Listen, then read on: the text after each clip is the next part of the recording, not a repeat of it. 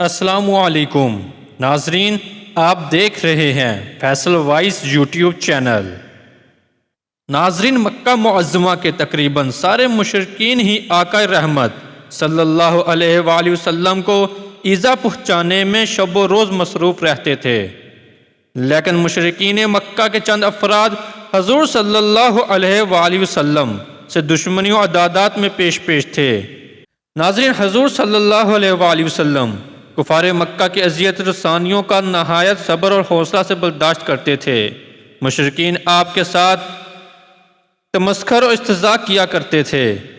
آپ صلی اللہ علیہ وآلہ وسلم کو شاعر کہتے، کاہن کہتے اور جادوگر کہتے تھے، مگر نبی کریم صلی اللہ علیہ وآلہ وسلم نے ہمیشہ صبر کیا اور شدید مشکلات کے باوجود آپ اور آپ صلی اللہ علیہ وآلہ وسلم کے غلام نہایت استقلال اور استقامت کے ساتھ دعوت حق کی ذمہ داری پوری کرتے رہے۔ ناظرین، کفار مکہ اگرچہ آپ صلی اللہ علیہ وآلہ وسلم پر بہت خطرناک حملے کرتے تھے، لیکن ہمیشہ ان کو منہ کی کھانی پڑی، کیونکہ اللہ رب العزت نے خود اپنے محبوب کی حفاظت کا وعدہ فرمایا۔ ناظرین، ایک روز نبی کریم صلی اللہ علیہ وآلہ وسلم خانہ کعبہ کے نزدیک مسجد الحرام میں نماز پڑھ رہے تھے۔ حرم شریف میں اس وقت قریش کی ایک جماعت موجود تھی۔ عقبہ بن ابی معیط نے ابو جہل کی ترغیب سے ذبح کیے اونٹوں کی اوجڑی سجدے کی حالت میں آپ صلی اللہ علیہ وآلہ وسلم کے دونوں شانوں کے درمیان رکھ دی۔ یہ دیکھ کر سب مشرکین قہقہ مار کر ہنسنے لگے۔ کسی نے آپ صلی اللہ علیہ وآلہ وسلم کی صاحبزادی حضرت فاطمہ رضی اللہ تعالی عنہ کو خبر دی۔ وہ دوڑی ہوئی آئیں اور آپ کی بشت مبارک سے اس پلیدے کو دور کیا۔ ناظرین، ایک دن مشرکین خانہ کعبہ میں جمع تھے۔ ابو جہل کے ایک باری پتھر اٹھا کر سجدے کی حالت میں حضور اکرم صلی اللہ علیہ وآلہ وسلم کے سر مبارک کو کچلنے کے لیے آگے بڑھا۔ جب وہ نزدیک پہنچا تو وہ حیرت زدہ ہو کر الٹے پاؤں بھاگا۔ اس کے چہرے کا رنگ فک ہو گیا۔ قریش دوڑ کر اس کے پاس آئے اور پوچھا، ابو الحکم کیا بات ہے؟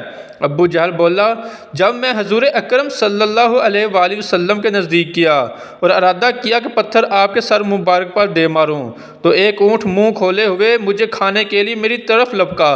اس کی کھوپڑی اتنی بڑی اور گردن اتنی موٹی تھی کہ میں نے آج تک کسی اونٹ کو نہیں دیکھی۔ بعد میں حضور اکرم صلی اللہ علیہ وآلہ وسلم نے فرمایا، وہ جبرائیل علیہ السلام تھے، اگر ابو جہل قریب آتا تو وہ اسے پکڑ لیتے۔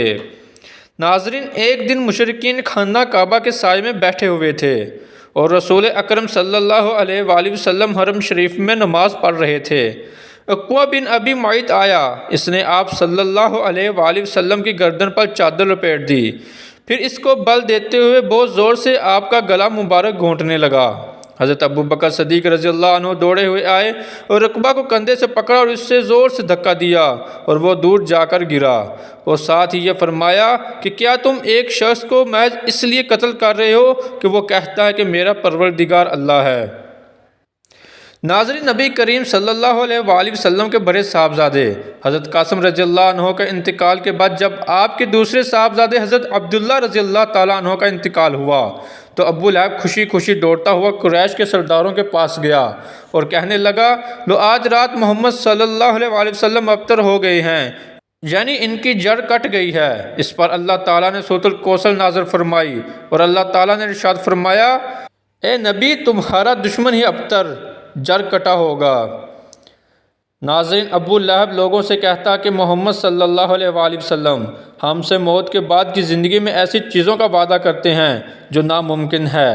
پھر وہ دونوں ہاتھ بلند کر کے کہتا، میرے یہ دونوں ہاتھ ٹوٹ جائیں، میں تو ان کے درمیان ان میں سے کوئی چیز نہیں دیکھتا جو محمد صلی اللہ علیہ وآلہ وسلم بیان کرتے ہیں۔ جب حضور اکرم صلی اللہ علیہ وآلہ وسلم لوگوں کو اللہ کے عذاب سے ڈراتے تو ابو لہب کہتا، اگر واقعی اللہ کا عذاب آنے والا ہے تو میرے پاس بہت سا مال اور اولاد ہے، میں یہ فدیہ میں دے کر عذاب سے نجات حاصل کر لوں گا۔ اس کی بیوی ام جمیل سارا دن کوڑا کرکٹ اور کانٹے جمع کرتی اور رات کو حضور اکرم صلی اللہ علیہ وآلہ وسلم کے راستے میں ڈال دیتی۔ اللہ تعالیٰ نے ابو لہب اور اس کی بیوی ام جمیل کے متعلق سورۃ اللہب نازل فرمائی۔ ناظرین، ہماری آج کی ویڈیو آپ کو کیسی لگی لائک اور کمنٹ کر کے ضرور بتائیے گا۔ ملتے ہیں اپنی اگلی نئی ویڈیو میں، تب تک اپنا بہت سارا خیال رکھیے گا۔ اللہ حافظ۔